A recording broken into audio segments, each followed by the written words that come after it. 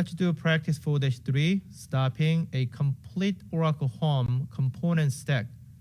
And we're going to use SRV-CTL utility to stop all resources or all resource component executing from a single Oracle Home location.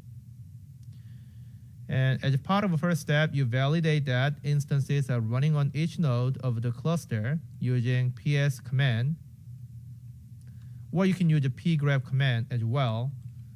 So I can use the pgrab -lf. I can use the pmon process. I have ORCL3, ASM, and this is a management database, which is a required component in the cluster level. And also, you can check same thing in host 02. And also, you can check same thing in host 03.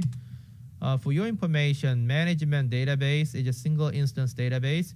That's why it show this management database process only showed in the one of the servers. And in the step number 2, we're gonna actually review the syntax of SRV-CTL status home with a help option.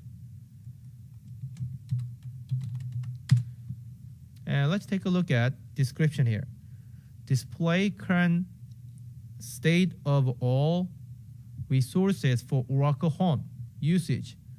SRV-CTL status home, Oracle Home, state file name, and node. And also Oracle Home path, state file, and also node information.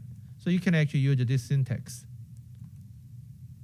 So what we're gonna do as a part of step number 3, and we're gonna run SRV-CTL status home command to check the status of processes running out of this home. And then we want to save that status information in the state1.dump file. So what I'm going to do, I will run this line by line. If you remember, at the OS level, if you have multiple lines of code, then you should copy and paste the line by line, or you can type it.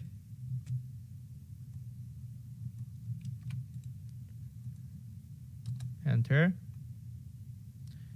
And as you can see, ORCL database is running on host 01. So instance state information will be saved in the dump file because we are looking for the component status that is running out of host 01. And then we're going to review stop command, SRV-CTL stop -help.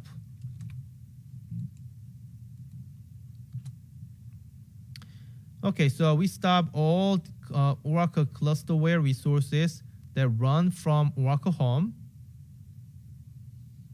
And as you can see, we also can provide the state file information as well to save information about the state of resources before stopping. And then we're going to stop the component out of Oracle Home. In this case, user 1 app Oracle product 12.20 DB home.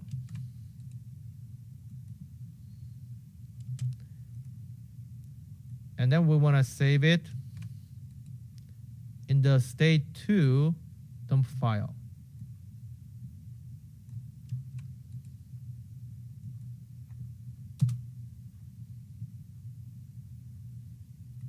So all resources from this home do not use optional parameters identified by in a square bracket displayed in the syntax usage help.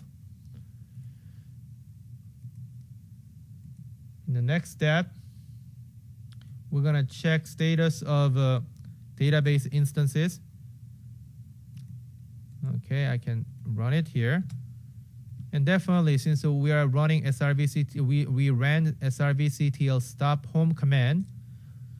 Instance that was running out of host 01, it is stopped. So that's what we can see here. And now what I'm going to do is, I'm going to run SRV-CTL start home command to restart component based on the status information recorded in the state2 file. Remember that right before stopping Oracle Home, ORCL_3 instance was running out of a hoster 1. So I want to start ORCL3 on hoster 1 as is based on instance status information recorded in the state2 dump file. So I will hit enter. And since in a state2 dump file, it recorded the status of ORCL3 before stopping, it was online. So when you start with the dump file, definitely my ORCL3 instance will come back to normal. So I will run this.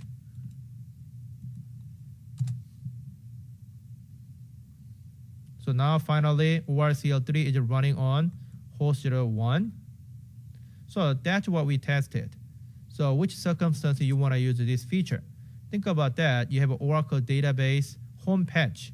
So you stop all the services, all the resources running out of Oracle Home by using srvctl stop home command. And then you can run srvctl start home command once patch process is done. And then we restore all service and resources as is based on information recorded in the dump file. And this is a practice 4-3.